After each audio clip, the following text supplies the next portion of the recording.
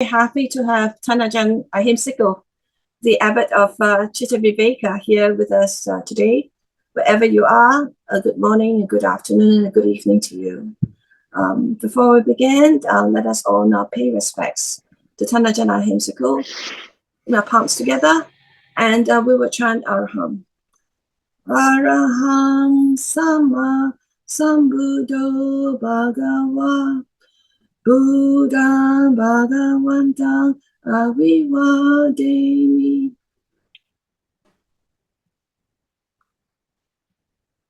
Swakato Bhagavata Dhammo Dhammang Namasami.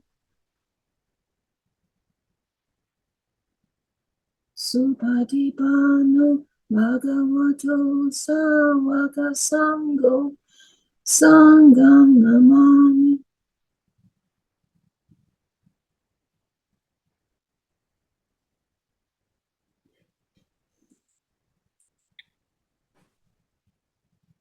Okay.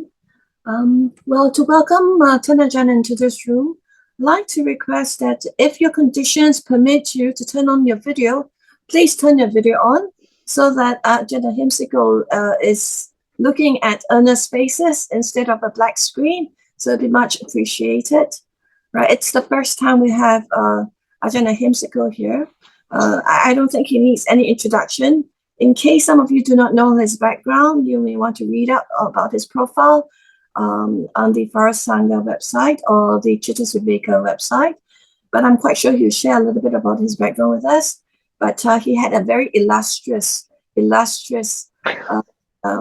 career in the arts, trooping the world in his ballet shoes. So over to you, Ajahn Ahimsako. Okay, yeah, thank you, Bida. Can everybody hear me okay? It's good enough? Okay, very good.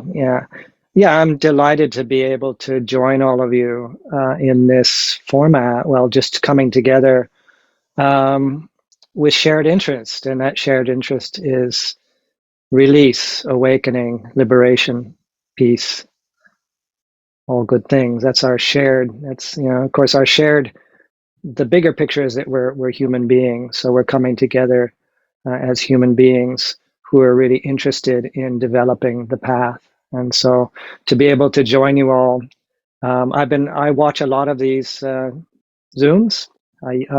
Because the list of various teachers that are invited to do this. These are they're my teachers. And so I also, I don't tend to watch it live. I'm usually not available, but, so it's quite possible that I might say things that you think, I've heard that before, because you have. And so I can't imagine that I'll necessarily say anything new. I can't imagine I'll be able to do that, but I'll just share with you all how I practice, certain things that I'm working on in my own practice, especially recently. And so that's the best I can do. That's that Dhamma sharing that I find so rich and helpful. It's I think that's the first time anybody's ever said I had an illustrious career. So and that was a long time ago now. Yeah, it's 21 years ago that I stepped out of lay life and took up the monastic life, and so that's 1/3 of my life. 1/3. So I'm 63 now, and so 1/3 of my life now has been as a monastic, and yet I'm learning from my lay life. I'm learning from my lay life, because I'm applying Dhamma practice to the memories of how that come up from time to time, applying those memories to situations, especially around situations of suffering, as that I'm actually learning from my lay life now. I didn't really have the tools, so then when I was actually in lay life, so it's interesting. So I won't go on. as Beta said, I have this is where I'm coming from. I didn't get into monastic life until I was 42, as I just mentioned. Yes. And so I've had a lot of experience in lay life and practicing in lay life for 10 years. And so I often share experiences. And so without further ado, I've been asked to, use the format that these sessions normally have. We'll have about a 15-minute guided meditation, really to give ourselves the opportunity for the mind and heart to perhaps settle a little bit, and then it opens up the heart and mind to listening to Dhamma, and then I'll offer a Dhamma reflection, and then we'll have the Q&A, questions and answers, more towards the latter portion. So yeah, let's find whatever meditation posture supports us the best, whether that's sitting in a chair, bench, on the floor, whatever. We're all individuals. We all have different needs physically as well as psychologically and mentally.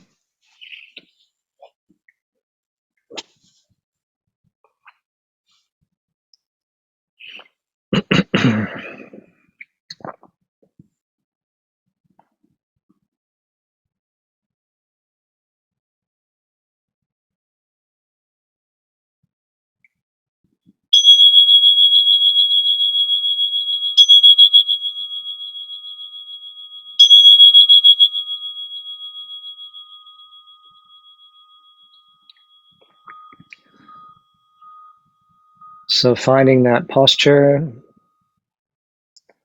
that we've developed and have been able to find, a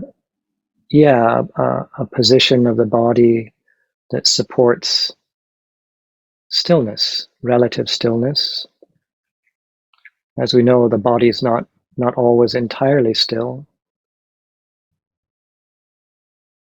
We might be sitting still, but the body is pulsing, breathing, vibrating.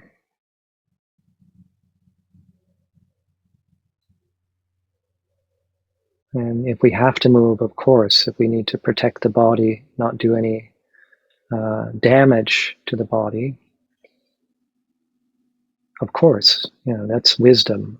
And the Buddha gave us wisdom teachings. These are wisdom teachings. I like to begin each sitting meditation by really checking the posture, so that we're in a relaxed, yet poised posture. So there's a poised attention, a posture that promotes awareness and mindfulness. So check to see if we're leaning side to side or forward and back. Just find that sweet spot where we're balanced. So just take a few moments to do that.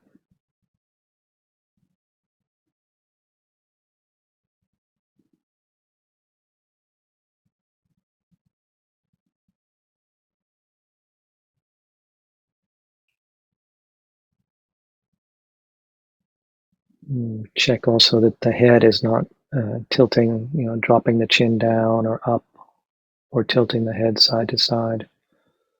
Just imagine through sensing in the body, but also in our mind's eye, imagine things all level and as relaxed as possible without drooping physically.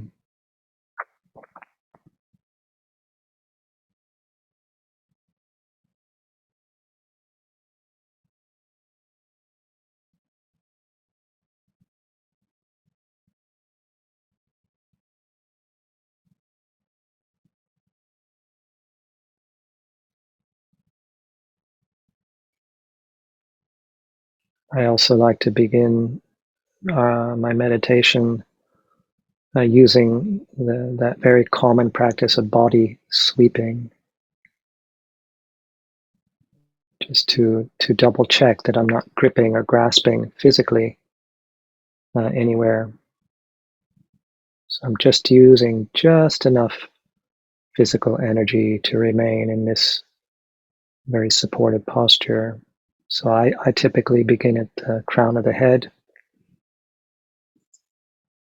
and then sweep down slowly over all sides of the head, all sides of the neck, all sides of the body, right down through to the fingertips and tips of the toes, right through every aspect of the body. And so I won't do this in a detailed, guided way because we all have our own speed at which works for us. So I'll just give us a few minutes, and if we do complete the process of going down to the toes, then if I haven't started giving more meditation guidance, then work your way up. We can work our way up, and this way we're bringing mindfulness to the body.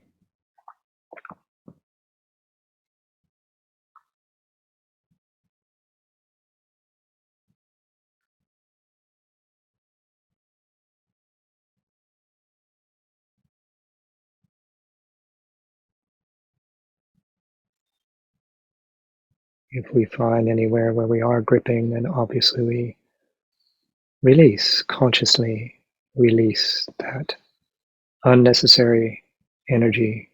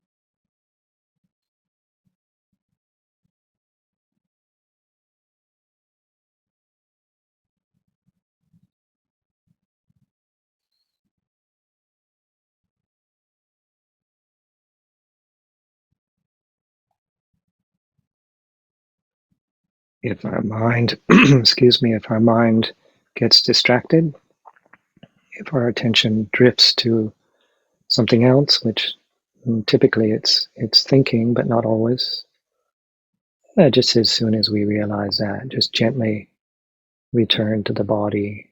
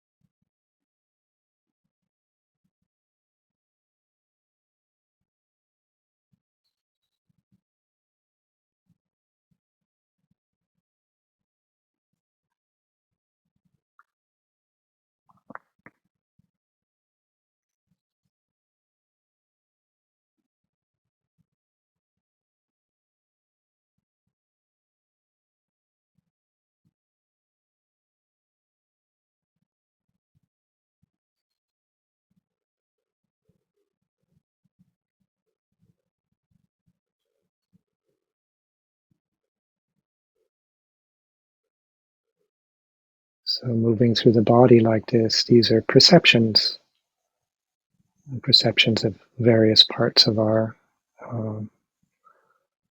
material form, the body. So perception of head, perception of face, and so on and so forth. And the perceptions that come and go. They arise and cease in our awareness, in consciousness. is totally ordinary.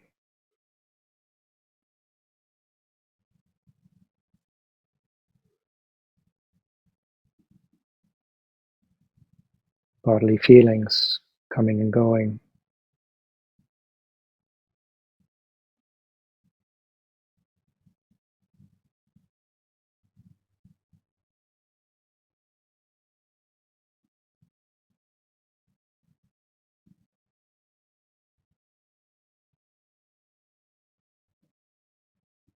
And now I suggest that we direct our attention towards the breathing function of the body, the breath, the in-breath, the out-breath.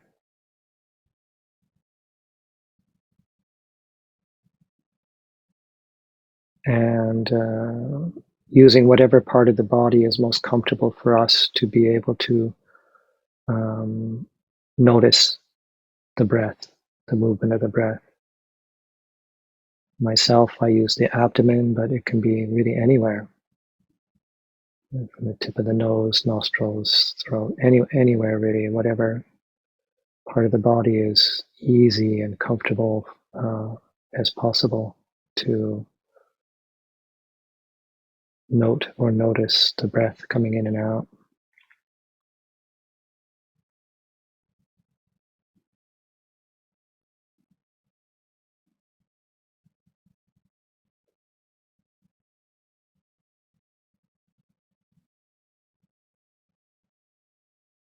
And it gives us a beautiful place to rest our attention and a place to return to when our mind gets distracted. You just, here again, gently, it's a place to go back to, no matter how many times that might happen in our meditation, no matter how many times we might get pulled away. This is the meditation, that noticing, letting go, and returning to simplicity.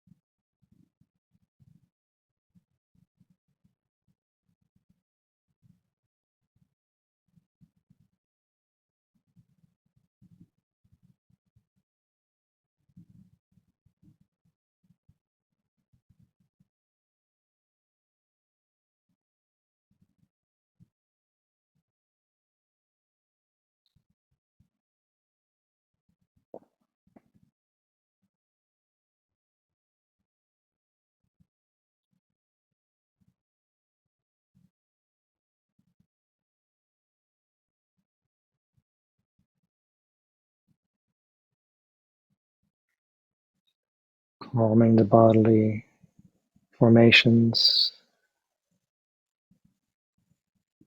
and giving an opportunity for the mind and heart to settle, preparing ourselves to listen to Dhamma.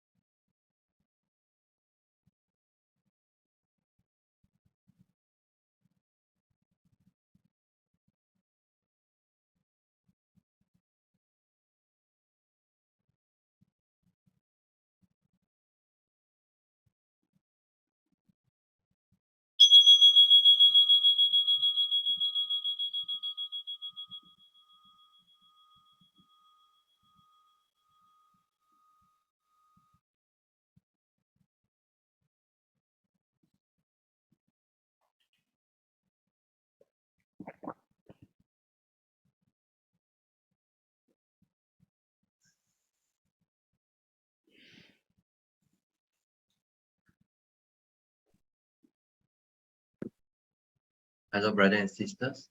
We will now request a Dhamma talk from Ajahn. Kokaka.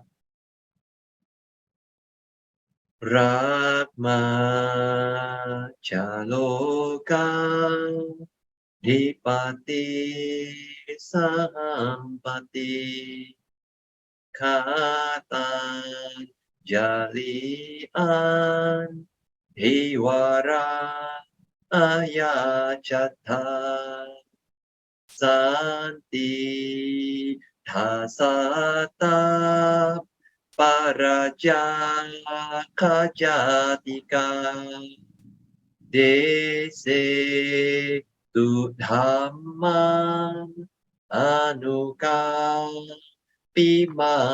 pajang.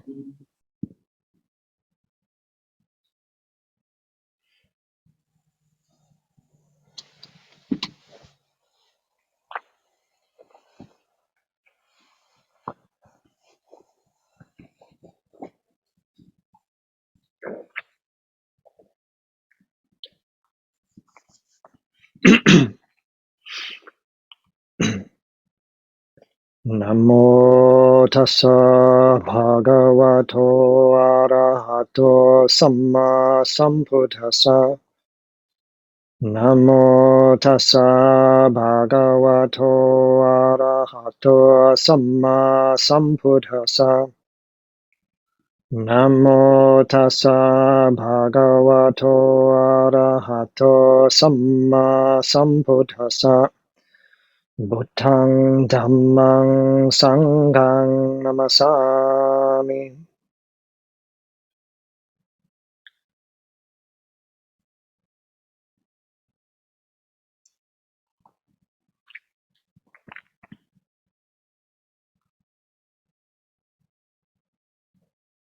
Yeah, just a couple of weeks ago, I completed a period of solitary retreat, a 3-week period. Most of our monasteries, Western branch monasteries in particular,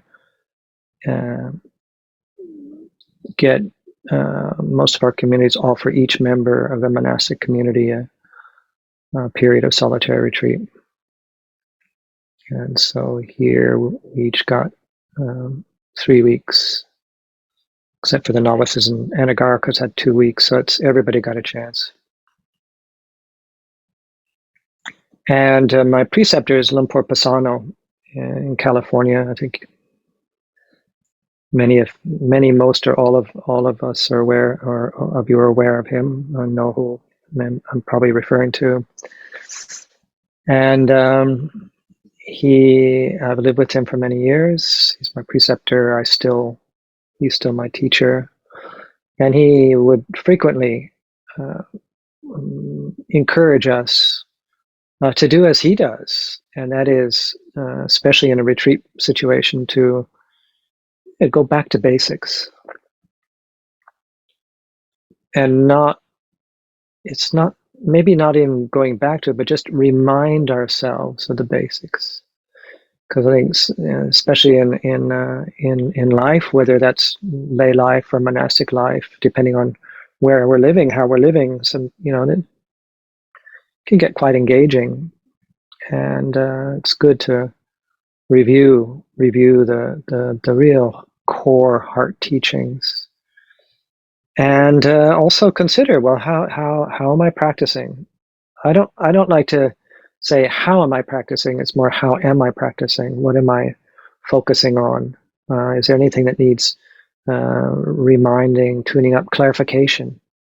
And so for myself, it was definitely clarification. I'm very fortunate in my life that there's people that have enough compassion and kindness to give me feedback and mention things if I have a misunderstanding. So, for instance, one of the monks here, I was talking. It was just a very relaxed situation one day. I think it was in the vihara, just around tea time. I was mentioning something about, and I made a slight misquotation on the Satipatthana Sutta.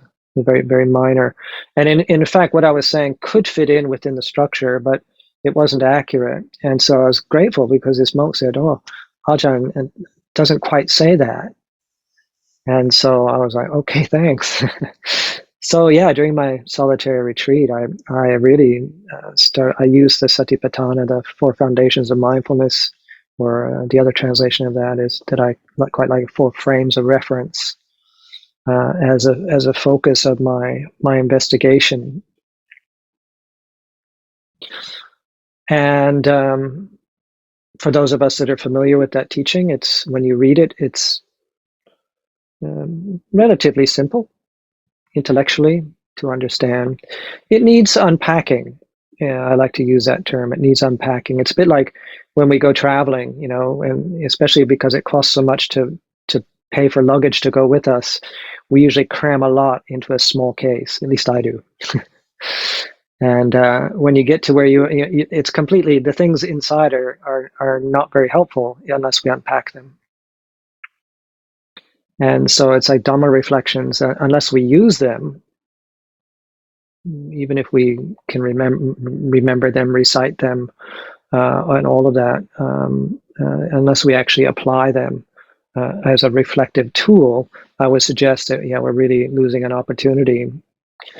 But here again, some of the teachings need, you need to unpack that. It might be so bare bones that you need to really consider, look into other expressions of it, or look into some sort of commentarial. I don't mean commentary necessarily in terms of the ancient text, but just anybody else's reflections on these teachings is a commentary. What I'm saying now is a commentary. And so, I focused on the Satipatthana, and in particular, to get really clarify my understanding of the difference between the 3rd and 4th, between the Chittanupassana, so mind, contemplation of mind, and then the 4th is usually translated as mind objects, contemplation mind objects. Right? I was like, I need to sharpen that up a bit. Now, I'm not going to give a talk on the Satipatthana. We would need to have the whole Vassa every day, 2 sessions, and I would probably only be beginning to scratch the surface. But one of the things that really I was reminded of was a practice that I used to use quite a lot in my more junior years, and that is around the 5 hindrances. The 5 hindrances. And so, because as we know in Theravada, I'm not very familiar with other traditions, but in Theravada you have 5 of these, 3 of those, 7 of that, 32 of this, and I find it incredibly helpful because it helps us organize to organize how we reflect on experience. We can use sort of different lenses, so to speak, to reflect on experience. So using the 4 Noble Truths, if we're really going to focus on that in particular, or the 5 khandhas, and so the hindrances I found very helpful to use actively in a meditation session, to really be proactive, looking specifically, are these present in me? And because the hindrances, so that's something that hinders us. Of course, the word is built right into the word hindrance, so it hinders us. So that's an obstacle. These are things that are obstacles. Now, and then we can say, well, obstacles to what? Well, I think we know, but so it's obstacles both to meditative calm, so often referred to as in the Pali term as samadhi, meditative calm, or I like. I think it's Ajahn Ahimsako uses lucid calm. There's a clarity, there's a lucidity, and there's a calmness, collectedness, settledness. So it's an obstacle when the hindrances are operating. It's an obstacle to that. And then if that calm is obscured or hindered, then our ability to develop panya, wisdom, discernment, is greatly reduced. So it affects both the samadhi and panya, the sort of the calm and wisdom. So just as a reminder, the hindrances, so we have sense desire, is the first one. And then we have ill will, the second one. And the third is drowsiness and dullness, often referred to as sloth and torpor, which is language, English language, not many of us use anymore, sloth and torpor. It works, but it's just not words that a lot of us are familiar with. But dullness and drowsiness, those are more everyday words now in English. And then we have restlessness and worry. But there's another way of looking at worry. It's regret and remorse. I was listening to a talk yesterday, Bhikkhu Bodhi actually, and he was using instead of worry, remorse, regret. And then lastly, it's got doubt, skeptical doubt. And so, so in my meditation, what I'll do is, just once here again, just and doing like a 10-minute, 15-minute meditation, like we did, is, for me, very powerful. You can really give the opportunity here again to allow a beginning of stillness, sometimes even profound stillness, but just to give the opportunity for things to settle. And it's like the simile I often use here, because we have here at Chithurst, for those of you who have maybe been here, when you may have seen a pond in the middle of the cloister garden outside the Dhamma hall. And on a windy day, or if there's ducks have landed in it, or we even had a swan sitting in this little pond last year, it stirs up the water because it's not a very big pond. And so when that water is agitated, you can't see clearly. You can't see all the newts and frogs or whatever living down, maybe some fish down, or then things growing in the bottom. You can't see any of that because of the agitation. And then, but let's say the birds take off and it's not a windy day, and then before too long, the water becomes still and calm and you can see clearly. And so I find that a very, very helpful simile.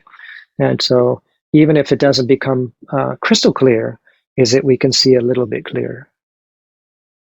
And so I say that so that we don't get a little too greedy or too focused on getting things absolutely clear before we use Dhamma teachings, the reflective side of Dhamma. We have to use these things to reflect. Here again, I'll use the phrase I used earlier on our present moment experience. So if we only develop the calm and just keep trying to get more and more calm, just trying to concentrate and don't want anything to invade the mind, which is, I know I've certainly done that. But if we're not using that calm, so I think the way the Buddha phrased it, so when the mind is wieldy, it's an interesting word. So then you can direct, through that clarity of mind, you can direct the mind to reflect on experience, and using this really vast array of reflective tools. The Buddha he left us a really big toolbox. We've got a nice big toolbox. Sometimes I feel, for me, almost too big for me. That's why I tend to keep my practice very simple. Another thing that Luang Por Pasano emphasized, keep it simple. So going back to the 5 hindrances, so once my pond has become a bit more still, and then I'll bring up one by one, I'll just literally in my mind say, is there any sense desire in me at this moment? And to narrow that a little bit further with this particular hindrance is, okay, through the eye, because this is our window to perception, one of the windows. So through the eye, is there any sense desire in the eye right now? Now, because I tend to meditate with my eyes closed, the answer is typically no. There's nothing that I'm trying to look at, or nothing coming to me and creating desire through the eye. But I'll really look, and I'm not just looking, it's not thinking about it, it's actually really looking at that experience. Is there any craving for fulfillment through the sense of the eye? And then when I'm clear, and whether it's there, if it's there, then I note that. Feel it, note it, but don't think about it. It's more, sense desire through the eyes like this.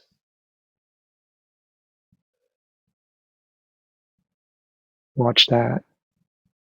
And then move on to the next hindrance. The next sense space. So through the eye, then the ear, then nose, tongue, tactile experience through the body, and then also intellectually, we can be craving intellectual stimulation.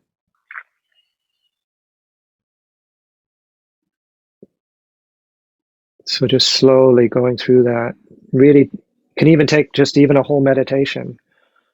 And if I get through the end of the 5 hindrances, and then I might just do it again, just look again, and then do that for a whole hour. So then going to that's with sense desire.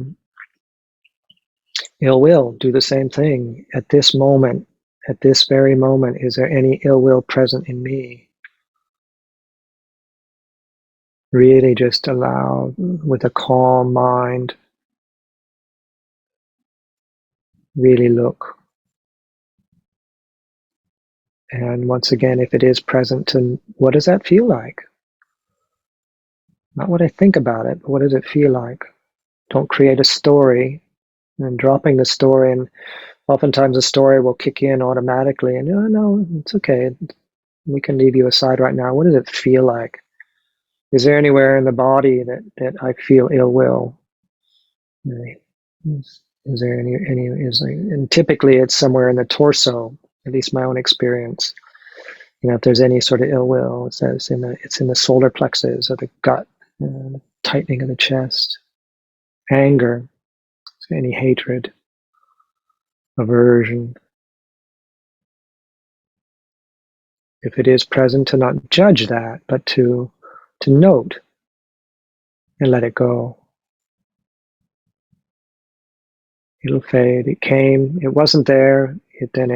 Maybe it came, and then it'll go.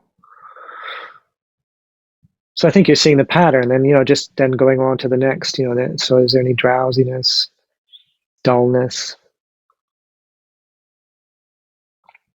not allowing the mind to kick in the story, to create the story, but really feeling, okay, where do I feel drowsy? Where is it? So it's really, really using that visceral feeling of these things: drowsiness, dullness, lethargy. And then the flip side of that is the restlessness.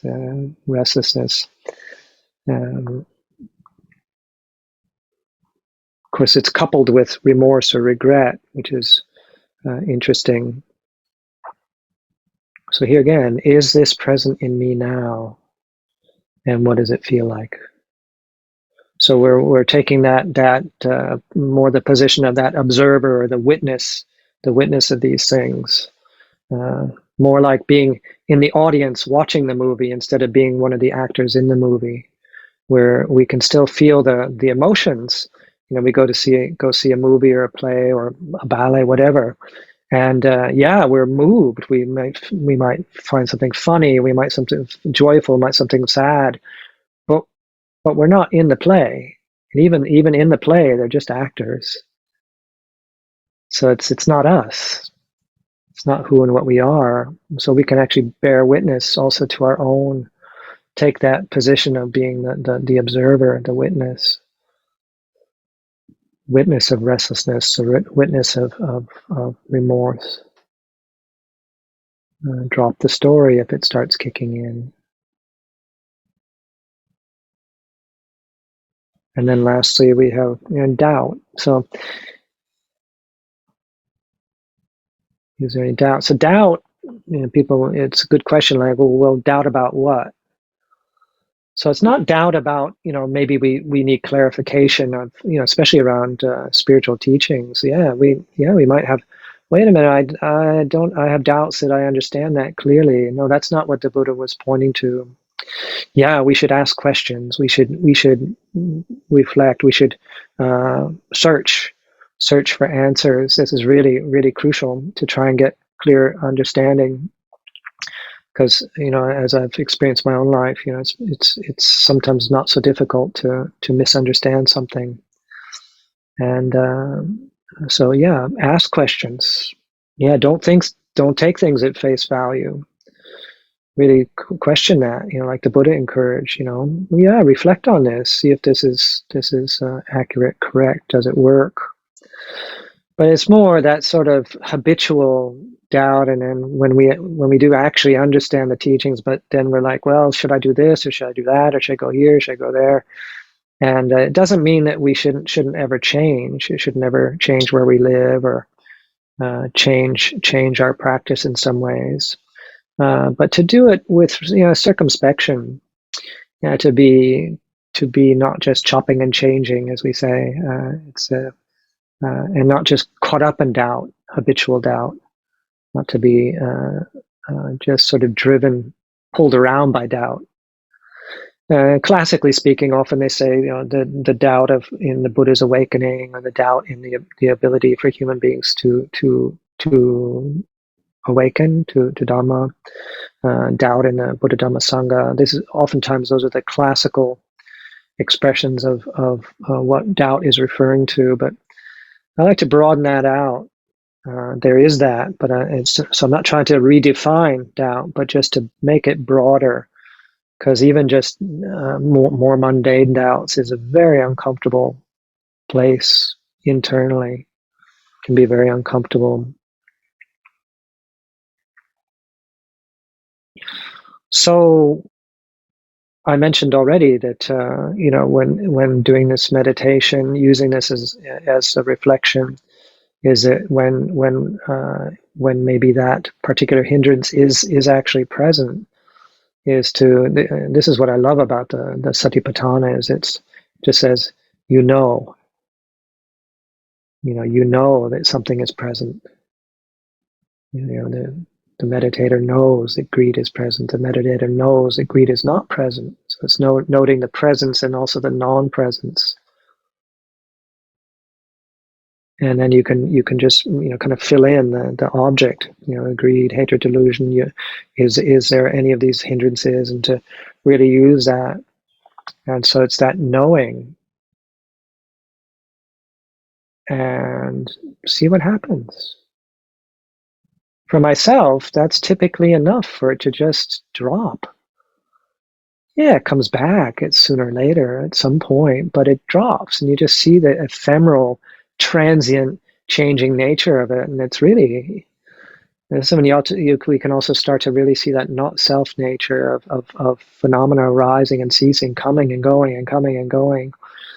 And if we can just be that observer, and just, all right, I don't need to actually do anything here, really, except not grab it. Don't grab it. And if I try to kill it or annihilate it, that's giving it energy. That's giving it an uncomfortable energy, instead of just, really, really being that. And that these are the objects coming into consciousness, to sort of objectify them. And the mistake I made in my earlier years of Dhamma practice was that I thought, when I no longer feel the presence of unwanted things, then I've got it right. When I no longer feel. And my understanding now, and hopefully it's not a misunderstanding, and I have checked this with my teachers. Oh yeah, you feel it. We're human beings. We feel that, but we don't suffer.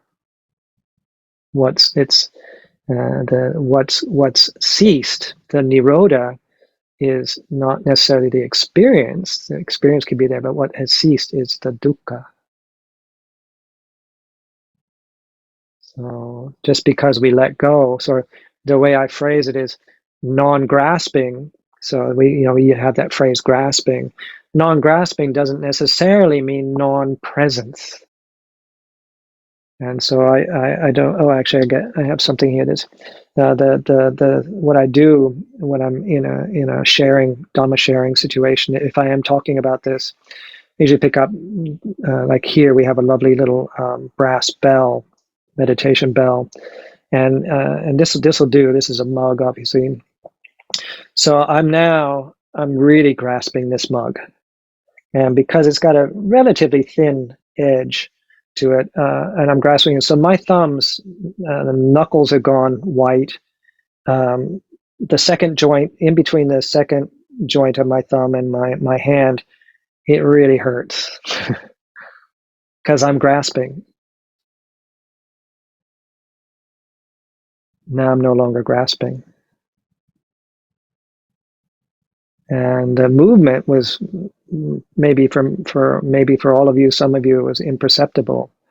The movement in my hand, cup didn't move, my hands didn't really move, but there's no clinging. And in fact, I can put the cup like this, and it's just going to be there.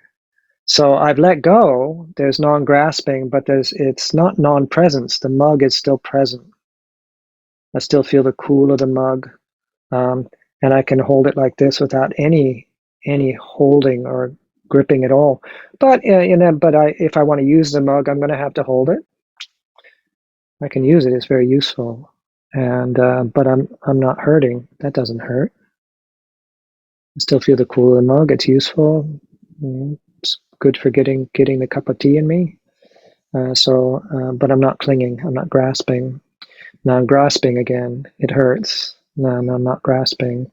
And so here another one of my misunderstandings in early years was that, oh, well, if I've let go, then why is it still there? Or why does it come back? Stuff comes, old conditioning, old impulses. Let's face it, let's take away past life and future life. First of all, I don't see past life and future life. I don't have those abilities, and I'm not seeking them either. That's not to say that they're not good to have, but I'm not looking for that. But I can see this life. I can really, I've got a pretty good memory. And as I was saying earlier, that I've really learned from my lay life as well, sort of the suffering that I created. I mean, of course, I see the suffering that I've created in monastic life as well, but I have a very good memory, and I can see all the different sort of mini lifetimes that I've lived within this life. I don't need to remember past lives in terms of biological lives.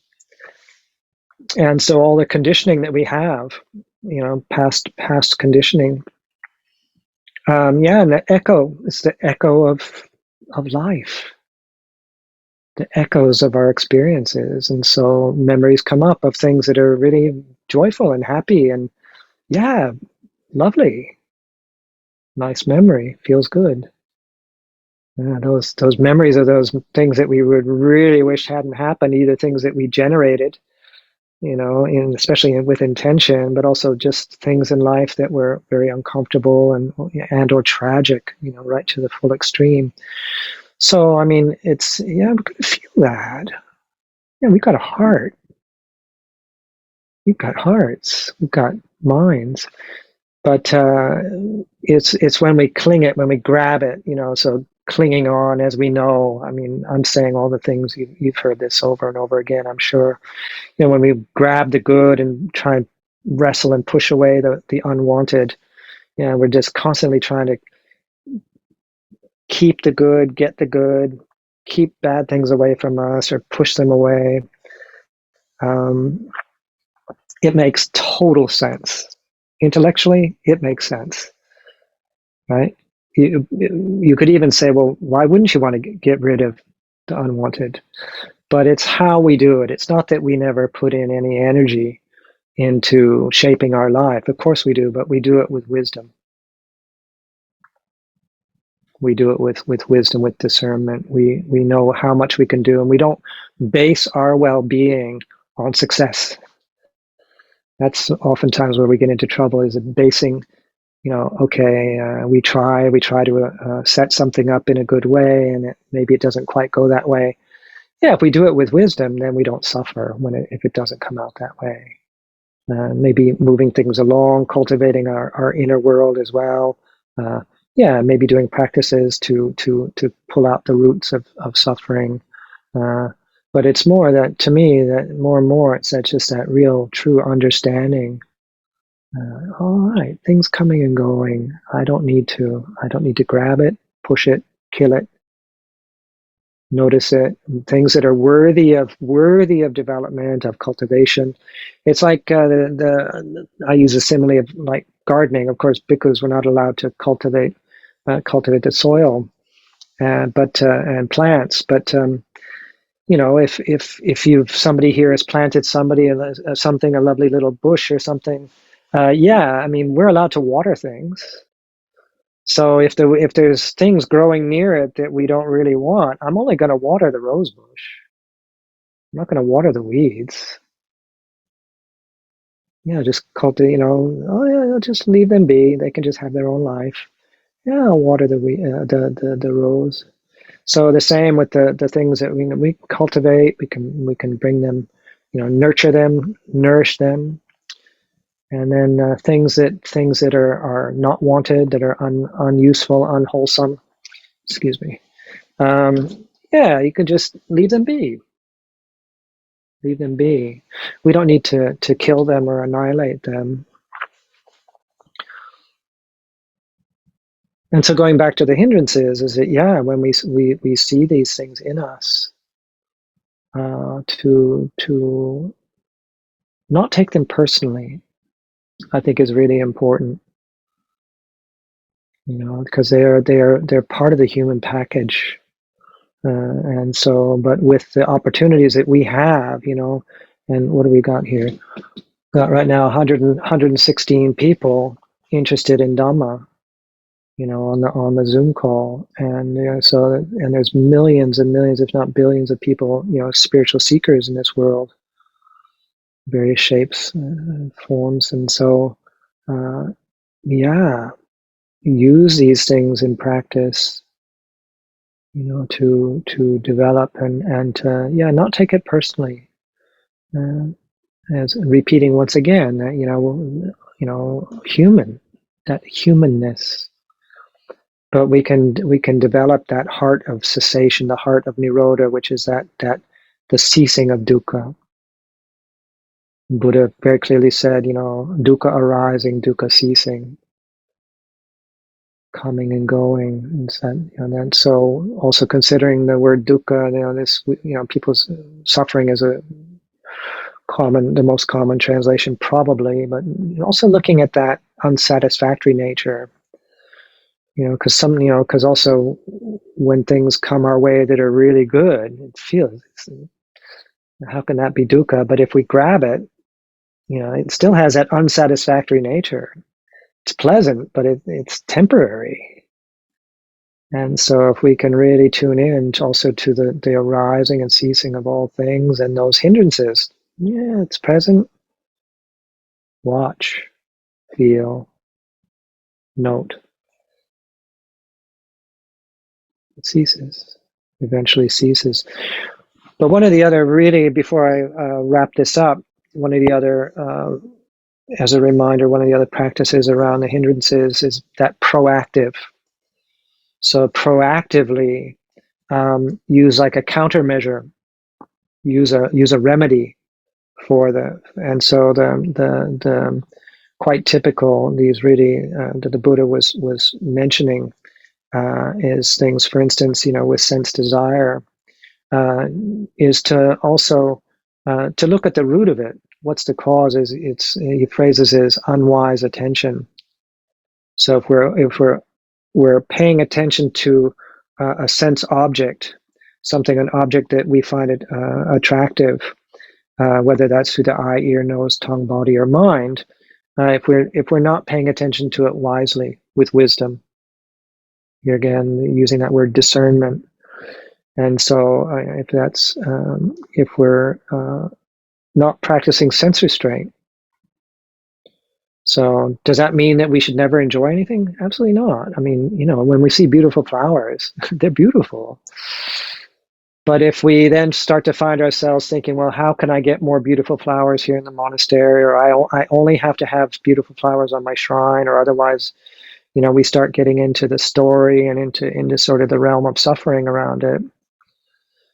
Or, like last night, I was looking at the shrine because my seat's right up in front of it. And I noticed that the certain flowers on this one bouquet had started to fade and wilt and then turn a little bit brown. And so if there's dukkha, if I'm experiencing suffering over that, so okay, right, am I wisely attending to these? Instead of actually using that to teach me impermanence. Not teach me intellectually about impermanence, but really about the experience on a gut level,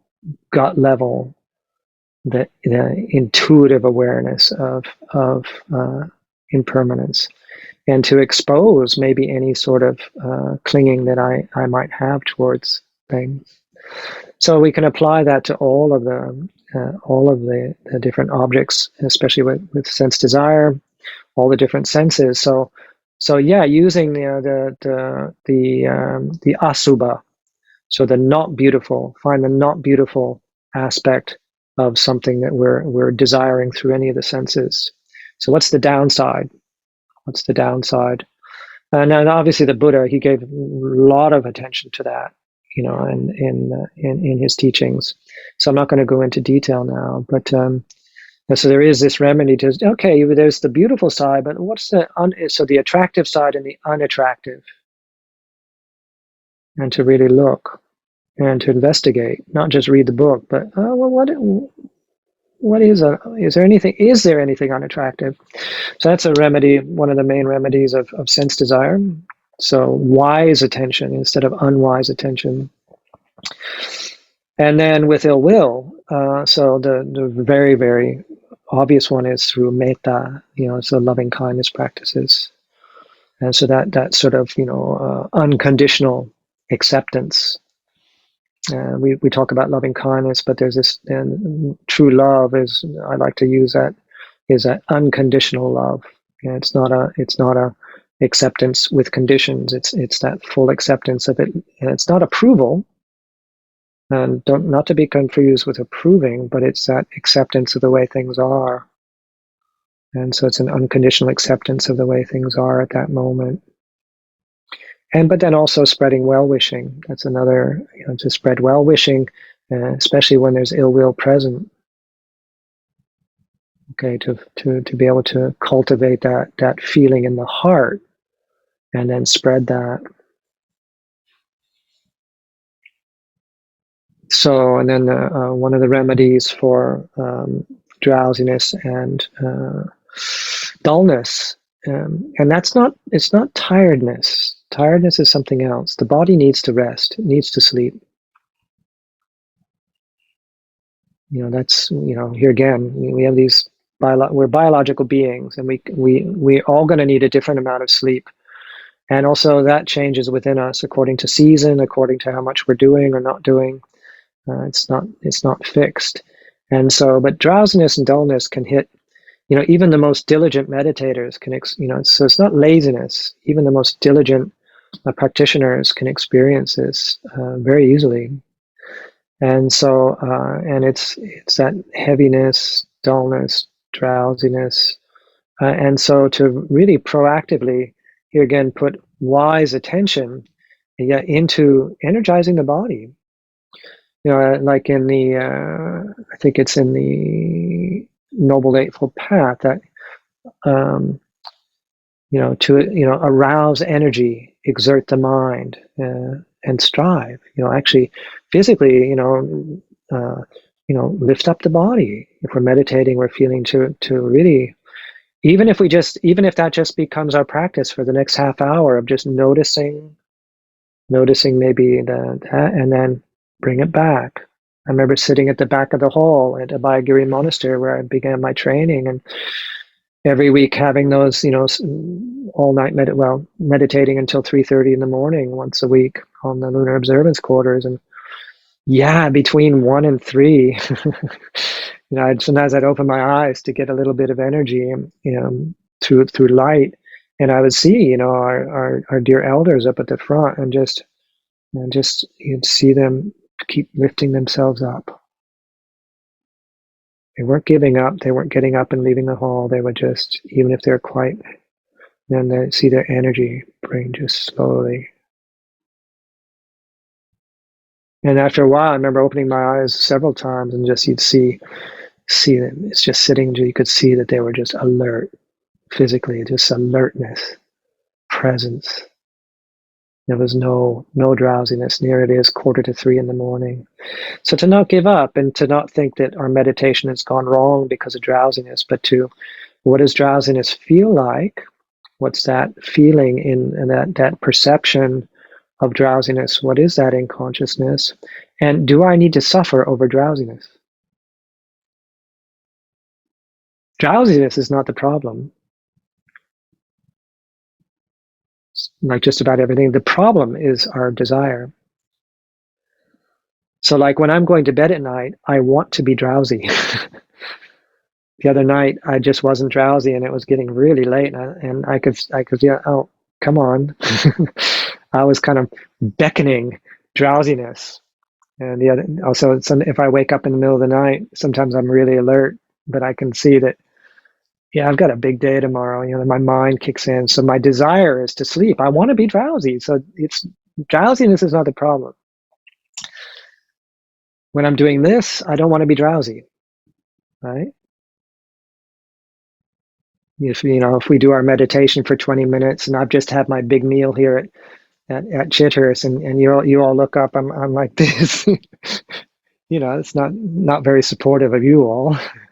So then I don't want to be drowsy. But last night I wanted to be drowsy. So which one is it? So this is what I'm pointing at, is that drowsiness is not the problem.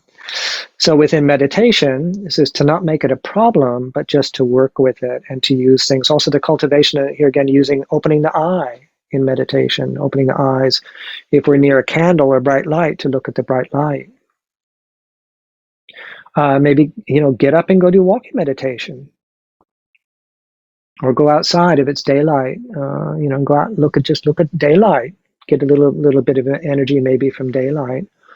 And if it's really clear that you just need some rest, get some sleep, and then, set the alarm clock and make the determination to get up and start practicing again when you've refreshed. Have a cup of tea, have a, to remember that we sooner or later we need to let the body rest.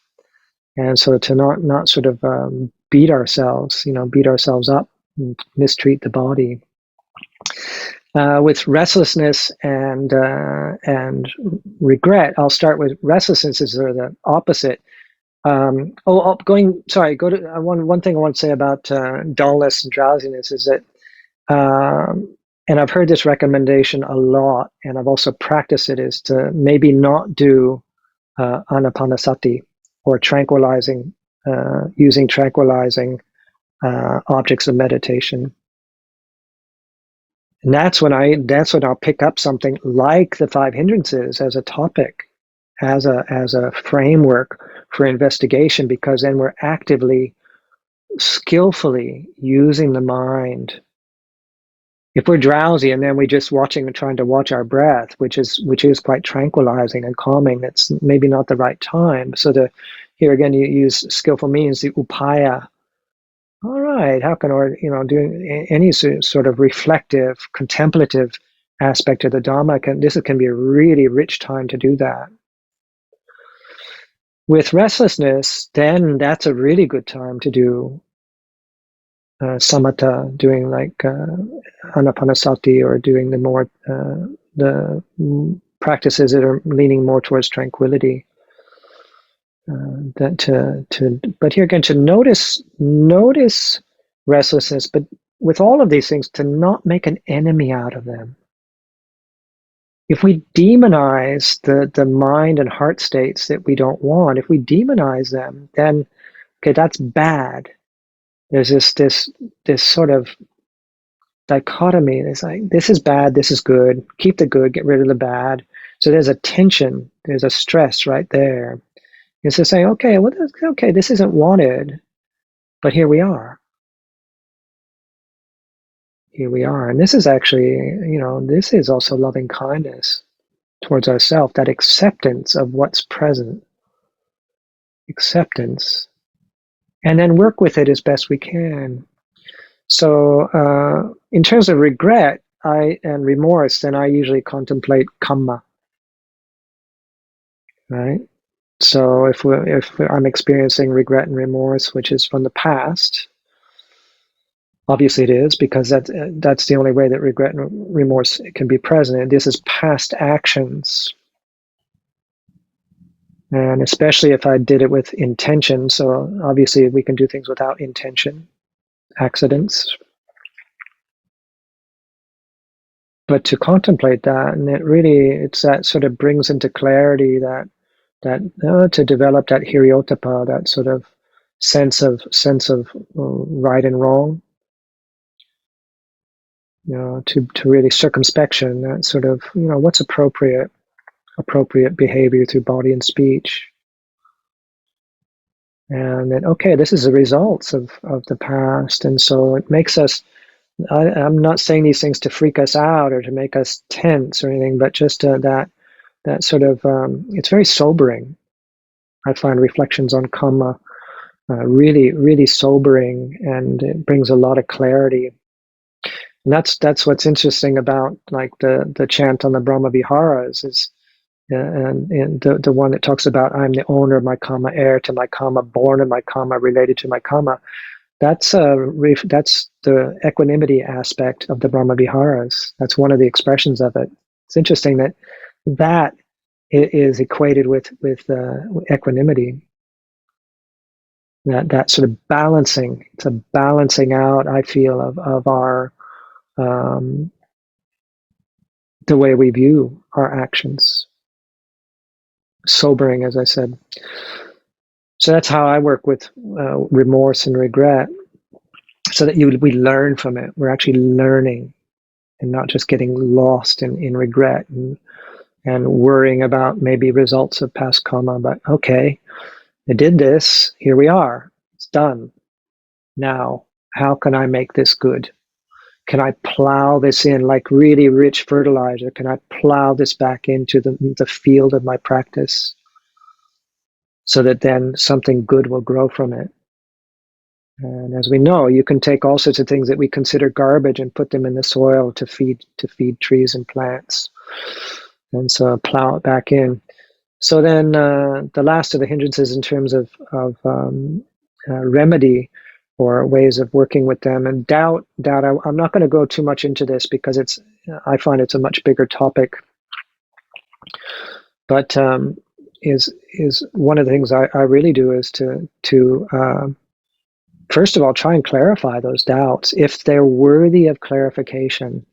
If it's just us getting caught up in habitual doubt, in terms of having doubt about practice, this is why it's really important that if we have access, to teachings like we all do today, and especially access to teachers, that's why it's good to draw close. My teachers always used to emphasize, if you have the opportunity to draw close to teachers, to wise beings, experienced practitioners, so that we can check in with people. And then that can, so we can help clarify our doubts. And now more than ever, we have access to people, especially with the use of the internet. It's just, it's really increased. And so, but then in terms of practice, if we're changing too quickly from one practice to another, I'm not sure whether this is working, or how much should I do 10 minutes of anapanasati and then 20 minutes of loving kindness? And is that really right? But this teacher says this, but this one says that, and I'm confused. Be careful. We should be careful how much we start comparing and getting almost information overload, because that can what I like to refer to, it's that common phrase, option paralysis. We get paralyzed by options and paralyzed by opinions. And so it doesn't mean that we shouldn't compare at all. I think it's good to, I actually do that to a certain degree. I find it very helpful. But if it's starting to create a lot of doubt, or if we try to line up, I know somebody said to me, and I won't say the names of the teachers they were referring to, but they said, "Oh, I can't quite line up so-and-so's teaching with so-and-so's." I said, "I wouldn't try, because I don't think you can." They were just very different expressions of the same thing, and they were both right, in my opinion. But they were trying to square it to make it perfectly lined up, and they were caught in this real trap of dukkha, of trying to do that. I thought, no, that's the problem, is you trying to do something that's probably not possible. And so so that's one of the ways that I work with doubt. But with all of these, just going right back to what I'd said a little bit earlier, is it to really recognize when the hindrances are present. Sense desire is, this is what it feels like. This is sense desire in consciousness. The experiences come into consciousness, into awareness. Same with ill will, drowsiness, dullness, restlessness, remorse, doubt. So then we're changing our relationship to where we're no longer a slave to these things, but we're the witness, to use that word. And I know other teachers, I really, that word really resonates with me, because I know there's other teachers that come onto even this particular forum, that use that language, and I find it immensely helpful in my own practice. So I've spoken possibly for too long. Apologies for that. But I'll close the formal talk there, and I understand that there's going to be some Q&A. So. Annamayam Dhammakataya Sadhukaram Dadamase Sadhu Sadhu Sadhu Anumodami.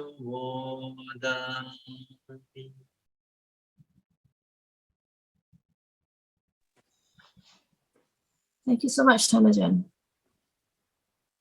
We now have time for Q&A session with Tanajan. We'd like to welcome everyone to participate in asking Tanajan questions regarding the talk, regarding the practice. Tanajan has got a great wealth of experience as a layperson, plus also with his decades of practice and being amongst close teachers. So it's a precious opportunity for us here to share the Dhamma. Please feel free to click on the raise hand button, or if you cannot find the raise hand button, you can type on the chat box and I'll read it out to Tanajan. Do we have anyone who would like to ask a question? Don't be shy. Tanajan is extremely busy. He rarely does this. Yeah, he rarely does this. So it's a very rare opportunity. Okay, we have a friend here, Jonathan. I believe Jonathan McCain is from Washington, D.C. The question to Tanajan is, can you please share some details regarding your approach to walking meditation? Yes. I mentioned earlier today that I had my solitary retreat recently, and I really tuned back in to doing a lot of walking meditation. I did more walking meditation than sitting meditation during that last retreat, and was finding it really helpful. I have to confess that part of it was driven by the fact that on the second day of my solitary retreat, I tweaked my back, and sitting was a bit painful. It was not impossible, but it was a bit painful. But it made me, as I said a second ago, I really reconnected with the how effective walking meditation can be. And I also use usually one session of walking meditation a day. I listened to a Dhamma talk while I was doing walking meditation. And I found that by having that simple walking, that I actually stayed more focused on the talk than if I just sit down and listen to a talk, but that's personal. So leaving that aside, I keep my walking meditation really simple. Feet touching the ground. Just the perception of each foot touching the ground. Just that's it. Just that sensation. Nothing special. I just keep it really ordinary, and just because it's a lovely. It's like the breath. That when the mind goes elsewhere, then we know. When we know, all of a sudden, when we realize, I'm no longer with my feet. I'm thinking about my family in California, or I'm thinking about some problem in the monastery, if there is one, whatever. And then, okay, then back to the feet. So I find just that simplicity. After my Pabaja, my Samanera ordination in 2004. And as for those of you who have seen a Pabaja ceremony, they go through the meditation instruction is to contemplate hair, the head, hair, the body, nails, teeth, and skin, which are the first 5 of the 32 parts of the body. And it was during the winter retreat in California by Giri, and every 2 weeks we had an interview with either Ajahn Amaro or Ajahn Pasno. And Ajahn Pasno asked me in my interview, he said, so you're settling into being a novice, and what are you doing? And I said, well, I'm doing a lot of walking meditation. And I said, and he says, oh, right. And so what do you contemplate? I said, oh, well, I really want to take seriously the meditation instruction from the Pabaja ceremony. So I'll do walking back and forth, maybe several laps, and I'll contemplate just the hair of the head.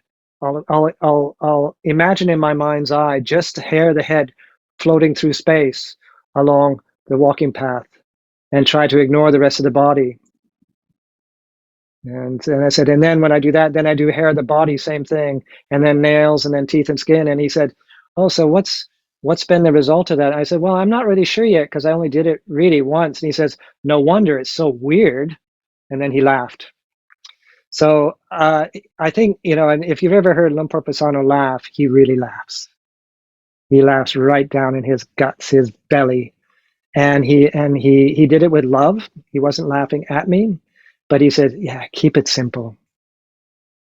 Feet touching the ground. Just it gives our place, it grounded.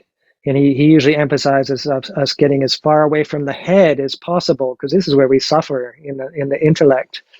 Bodies feel pain, but the suffering is in the mind.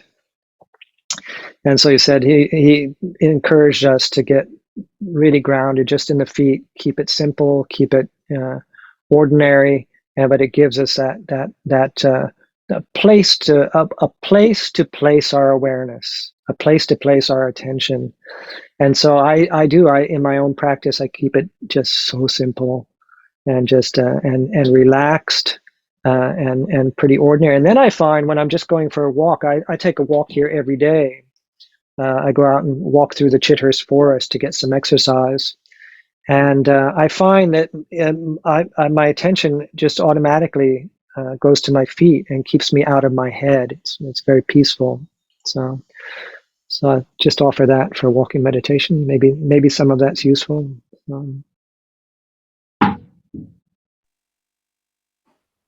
Thank you so much, Dhammajan. Welcome. There is a next question from Wei Fang. Wei Fang from Singapore. Okay. Ajahn, I have been chanting every morning. However, I realize that I am not mindful during chanting. I could feel my mind is becoming dull, as it is a mere recitation. How do I cultivate positive energy during chanting?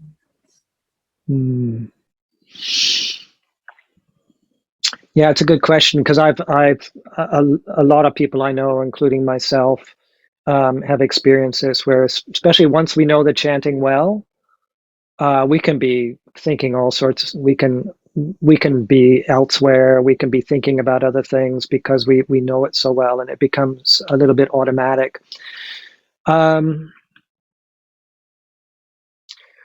What I try to do is, because I don't, with the Pali chanting, I don't understand all that much of the Pali. I've never studied it. I know enough, and I know the basics, but I try to know, especially with the devotional chants, the morning and evening puja, I try to know the translation. Also, I'll switch to because we have these English translations.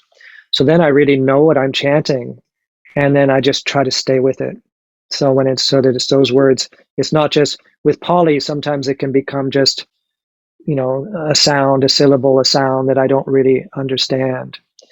Although I prefer on a visceral level, I prefer chanting the Pali as an experience. But it is, if the mind, if it can be a little bit more automated sometimes. So I try to know enough of what I'm chanting to then consider, okay, no, I'm saying, that these meanings, so that it gets into the heart. It's coming at least a little bit more from the heart. What I did to keep because once I learned the chants really well, and I found my mind wandering, is that to try and at least not have the mind wandering, I used to imagine the word written down. I'd imagine in my mind. So when it would be itipiso, I'd actually visualize the words itipiso in my mind, and that kept me really present. But if we just do that as a concentration exercise, that's not dealing with the heart. At least the mind's not wandering so far, but we're not really in the heart. Because these, especially the devotional chants, I find very beautiful. Just the qualities of the Buddha, the qualities of the Dhamma, qualities of the Sangha, things like that. Here we do the cardinal suttas, the Dhammacakkappavattana Sutta, chanting, Anatalakkhana Sutta, and the Firesarma Aditayaya Sutta. And so, and occasionally what I'll do is, even in the group, is it will recite the English. We don't have it in a chanting form. Nobody's quite done that in English, but we'll just recite it together. So that, we're not, here again, we actually know what we're reciting, so that, because these are meant for reflection. If I can just chant all the Pali of the Dhammacakka, the setting in wheel, the wheel of Dhamma, setting in motion the wheel of Dhamma sutta in Pali, and then not remember what the teachings are, I mean, it's okay. It's not unwholesome, but it's not overly helpful. So yeah, I try to get enough of an understanding so that we can keep returning to the heart. But sometimes also it's just the joy of chanting, especially in a group. That's can have a real harmonizing, because to chant in a group in harmony, it takes a lot of different qualities. The quality of attention, here again, mindfulness, letting go of, well, I'd like to chant faster, I like to chant slower, I want to chant higher, and I want to chant lower, and that sort of, okay, and not chanting too loud, not chanting louder than the chanting leader. And so there's a lot of give and take as well through these things. And so that can be very, if we can actually look at it as a useful, as community, developing community. So I use a lot of chanting in my practice. I do a lot of chanting in solitary retreat as well. And so I find it really helps collect the mind as well. I find, especially when I'm trying to learn chanting by heart, I find if I do that and then do sitting meditation, is that my mind and heart settle much quicker, because I've already kind of gently corralled my thinking process. There's an attention, a focus has been more narrowed into. I'm reluctant to use the word concentration, but it's sort of focused and concentrated the mind, and so it's not so scattered. So I really, really encourage the monks here and monks and nuns here to put effort into chanting practice. But I know the question was more, yeah, how about the feeling of it, so that it really isn't just a dry exercise. So those are some thoughts on that. Thank you. Welcome.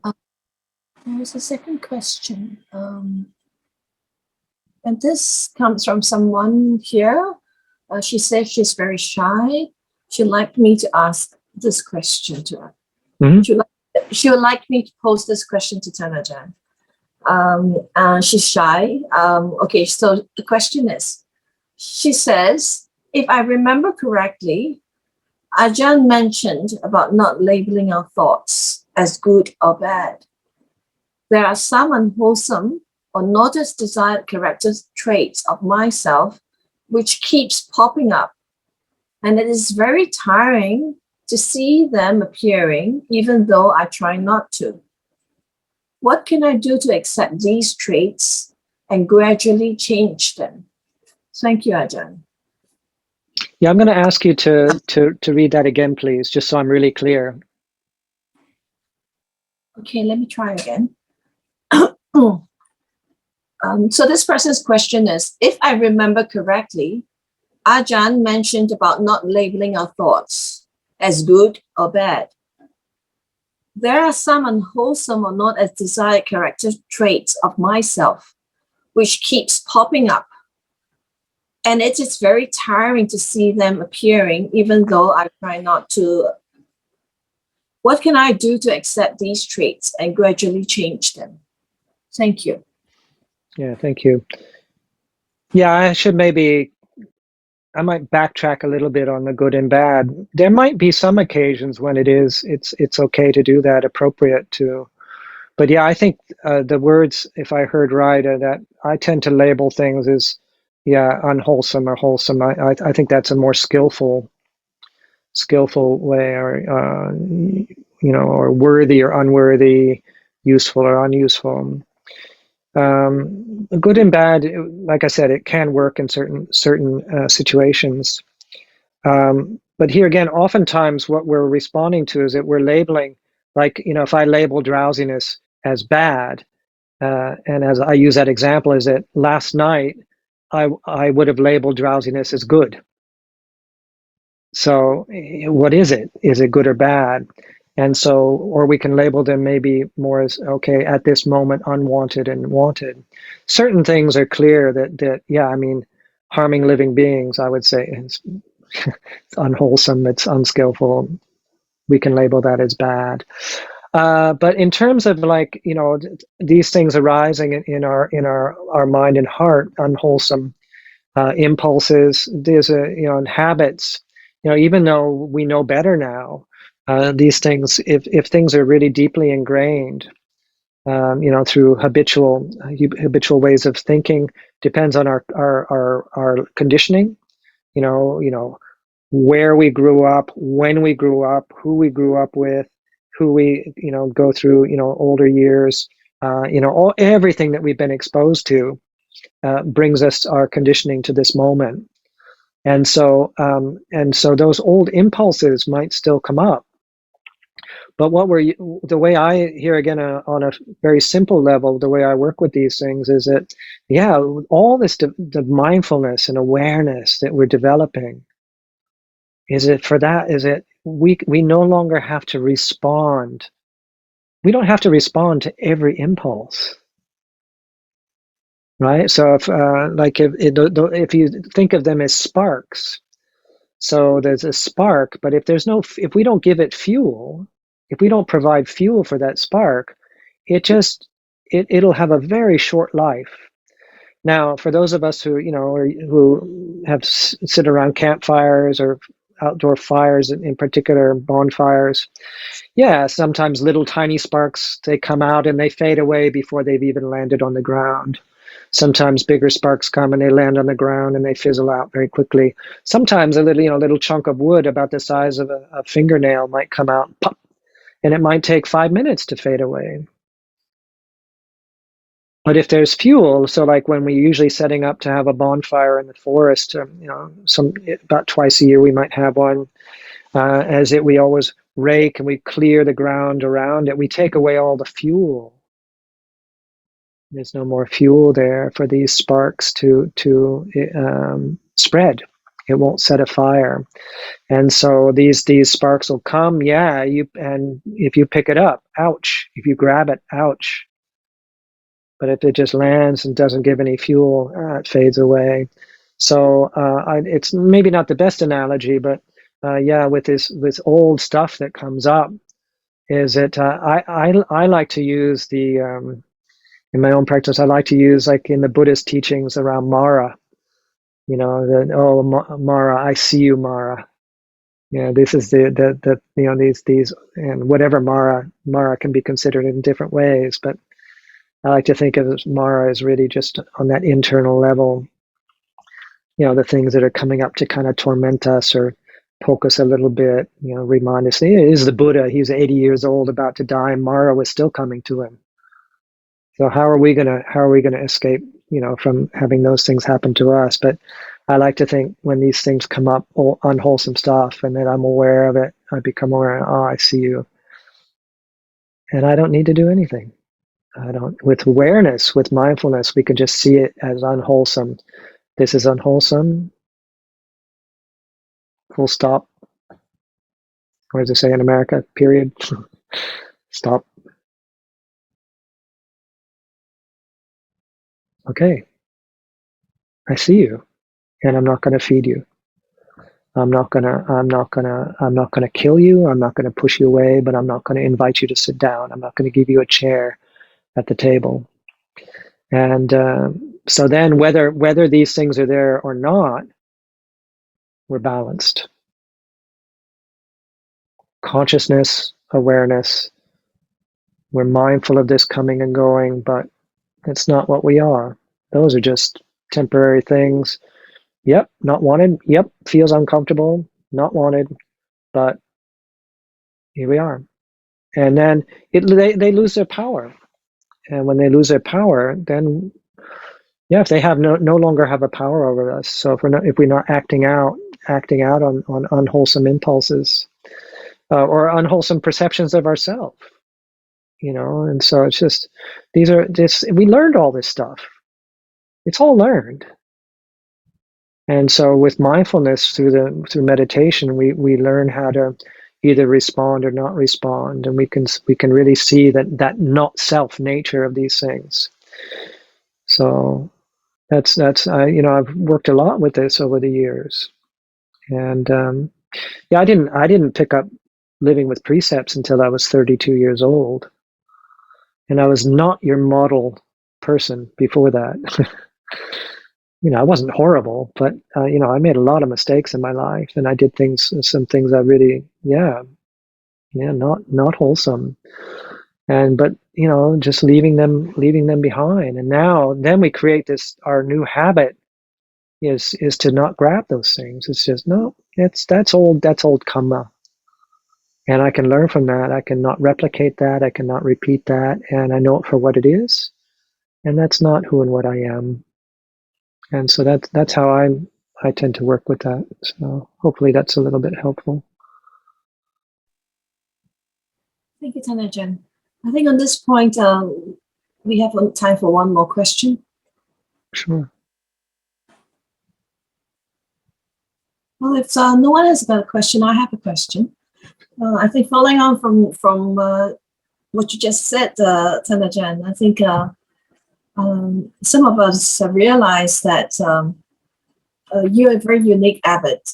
You come to this really with a big wealth of working experience, and particularly in a world of sensuality, right? As a ballet dancer. Like many of us here in this Zoom, we all have good careers, we all have got working lives, we're all in our adult life. I think there must be also a period of struggle and transition for you from your very sensual world into a very spiritual world.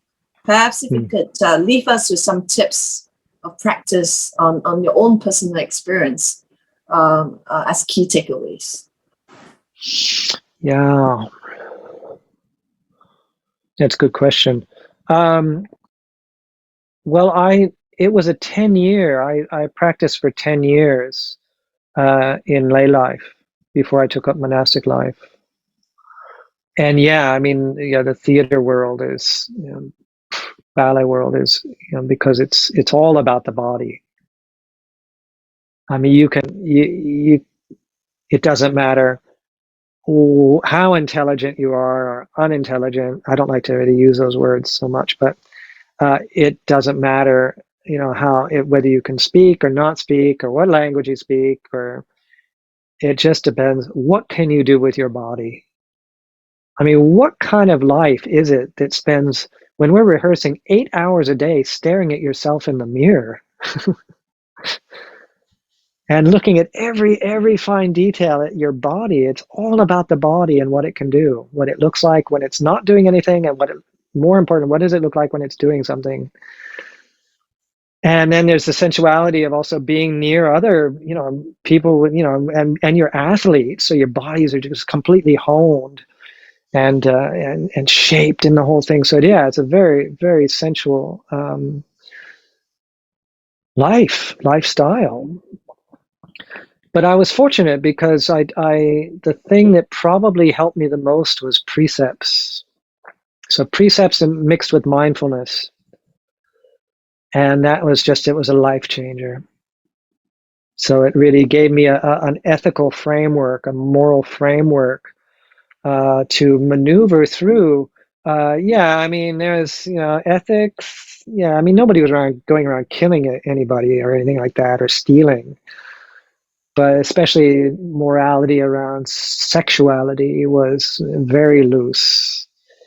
And I was in a big group of dancers, 65, 70 dancers in the company, and spending, 48 weeks a year together, touring and everything. And so, and also around intoxicants. Yeah, there was a very, very loose. And so, and then speech. So those are the three that were the most. And so that's a lot. That's 3 out of 5. You get really poor points. And so when I found precepts, that would really change things. But it was really interesting because, because there's a lot of partying and stuff. And I was still, in the beginning, I was still getting invited to parties as per normal. And then I noticed that, I wasn't enjoying them because I was completely sober, completely clear-minded. And as an evening would go on and people would be a bit inebriated, and it just couldn't connect. It just didn't match. But then also I noticed that people stopped inviting me because I think they just found me really boring. Just like, it's boring to be with. Why invite him? And so, and I didn't mind because I was also finding it boring to be with people that I couldn't really connect with. I still got on with them fine on a work level, and they could, enjoyable sometimes have conversations in the theater. And so my social base really changed a lot. And then having 10 years of meditation, 10 years of developing meditation, living on a very busy street in London. And for those of you who either live in London or know London, I lived almost right in front of Paddington train station on a little street called Spring Street, which is, I think every taxi in London that wanted to get to Paddington had to go down that street. And it was great because I couldn't get attached to quietness. I wasn't basing my meditation on having a quiet street. I was using any sort of irritation around sound or using sound as my meditation. And so that's why I found it very useful. So having just to recap before going on too long, is having that ethical framework. So that is, I mean, nobody can take away our precepts, right? Because to break a precept, you have to have intention. So even if somebody breaks into my kuti here and puts a gun to my head and makes me break a precept, I had no intention. So actually, I haven't broken a precept. there's no breach. And so nobody can take away our goodness. People can take away our health, they can take our life, they can take our belongings, but they can't take away our goodness. They can't take away our karma. They can't do that. And so, combining that with and mindfulness is a huge, obviously massive part of ethical, of using the precepts, especially around noticing intention. So they all fold together. It's Dhamma Vinaya. So you've got the Dhamma and you have the Vinaya. So that's more often than not used for the monastic communities of the bhikkhunis, the seminaries, the bhikkhus, and the samaneras. Vinaya is, I consider it, the precept framework, and Dhamma Vinaya, and I love that image in the suttas of the two sheaves of wheat. They harvest the grain or whatever, and they tie them in bundles and lean them together. That you have one that holds up the other. You take away one, and it can fall down. If you only have Vinaya and no Dhamma, you just become good rule keepers. You can maybe even, you can become lots of things, including annoying, potentially. And if you only have Dhamma and no Vinaya, you might understand the Dhamma, but if we don't have any sort of framework to really keep us from generating bad karma, and so, I see the benefits of, obviously, a monastic life. Otherwise I wouldn't have done it. I wouldn't have stayed in it, right? And so I definitely see the benefits, but I'm really glad that I practiced in lay life for 10 years. I'm really glad. And I don't have, I'm not one of these people that thinks everybody has to go off to a retreat center or a monastery or something. No, we can utilize both situations. And so now for many years now, I welcome, like, going into the city. Like, we were up in London the other day. We went up to pay respects to a monk at the Sri Lankan Vihara, London Buddhist Vihara in London. And, we were passing through Wimbledon. We had the meal in Wimbledon, and then we went up through, and it was really busy, and up to Putney and Fulham, and really, it's really busy London. And it was really interesting just utilizing, these perceptions. And so if my peace is only based on being out here in West Sussex Forest, utilize living here. Utilize the quietness, the spaciousness, the nature. But, we should be able to either be here or be in Piccadilly Circus on a Saturday afternoon and still practice, right? And perception of peace, of trees, of sunshine. I'm looking out here in southern Britain. We're having the most glorious autumn day. It's like 24 degrees, sunny, better than summer. But if I cling to that, can I be, okay, this is a perception of delight, of joy, of ease and comfort. If I go to Piccadilly Circus on the Saturday afternoon, on the Saturday before Christmas, can I still be peaceful? If anybody's ever been to Piccadilly Circus at 2:00 in the afternoon on a Saturday before Christmas, you'll know what I'm talking about. It's chaos. But can I just feel chaos coming and going in consciousness? So we can really, like Ajahn Chah, that everything is teaching us. And so I really like the opportunity to travel and go here and there and to see, okay, where's the sticking points? What is it where's the suffering? Is there suffering? And if there is, okay, just ask a simple question. So what do I want? Because we know the second noble truth is we want something. We're craving something. So to utilize every situation. And so I think practicing in lay life, great. Practicing in the monastery, great. The tools are the same. I would say. I mean, obviously the precepts are different if we're in monastic life. There's a lot more to it in the monastic form in that way. So I'm not saying they're the same, but I think in terms of opportunity, I think the differences are very small. And so I really I respect both forms, and just encourage all of us to really don't believe that if we think I'm only living on 5 precepts. What? That's amazing. It's amazing to live on 5 precepts.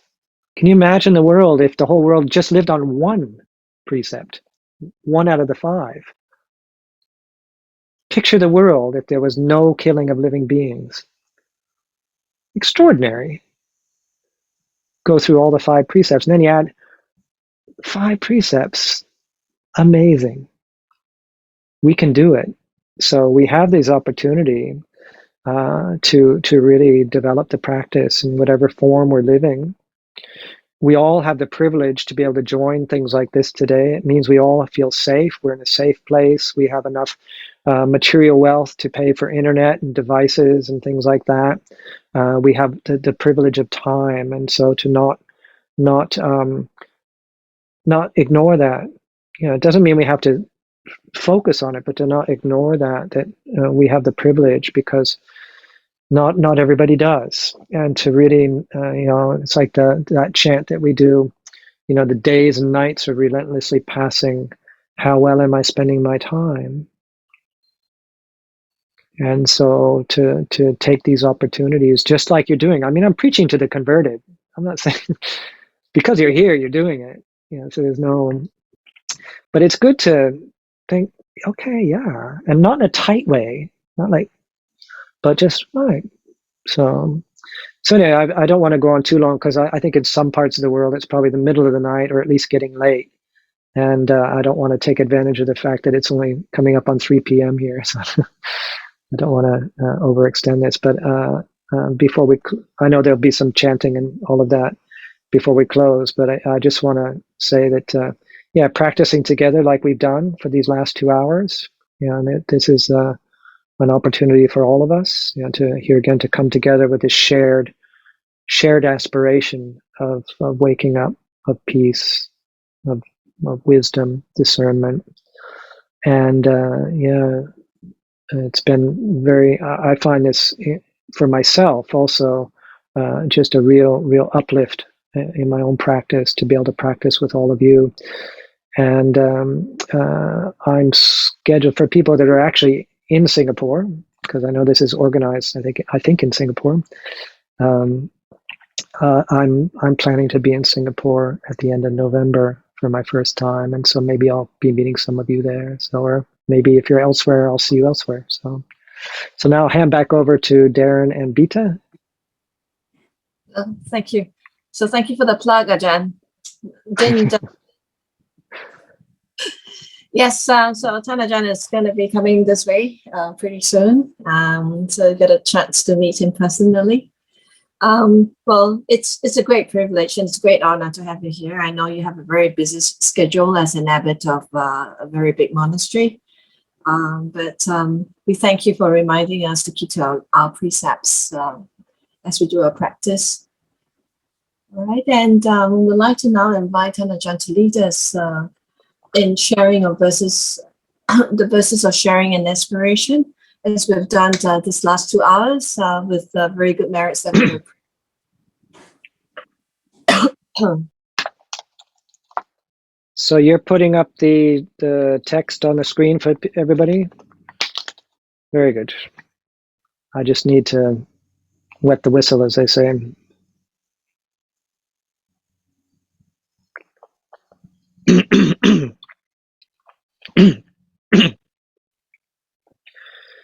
Now let us chant the verses of sharing and aspiration. Through the goodness that arises from my practice, may my spiritual teachers and guides of great virtue, my mother, my father, and my relatives, the sun and the moon, and all virtuous leaders of the world, may the highest gods and evil forces, celestial beings, guardian spirits of the earth, and the Lord of death. May those who are friendly, indifferent, or hostile, may all beings receive the blessings of my life. May they soon attain the threefold bliss and realize the deathless through the goodness that arises from my practice. And through this act of sharing, may all desires and attachments quickly cease, and all harmful states of mind, until I realize Nibbana in every kind of birth. May I have an upright mind, with mindfulness and wisdom, austerity and vigor. May the forces of delusion not take hold, nor weaken my resolve. The Buddha is my excellent refuge. Unsurpassed is the protection of the Dhamma. The solitary Buddha is my noble guide. The Sangha is my supreme support. Through the supreme power of all these, may darkness and delusion be dispelled.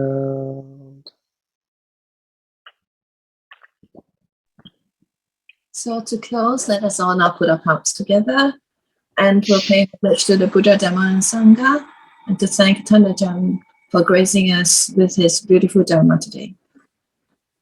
Araham Sama Sambuddho Bhagava Buddham Bhagavantam Avivademi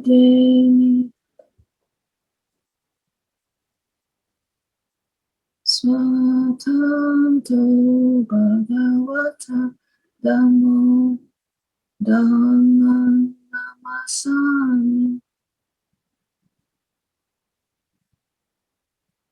Supadipan Bhagavato Savaka Sangho Sangho Namo.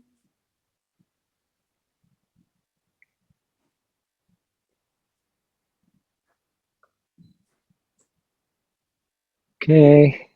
See you soon. Take care. Okay, yeah. Stay well, everyone. Keep going. Okay.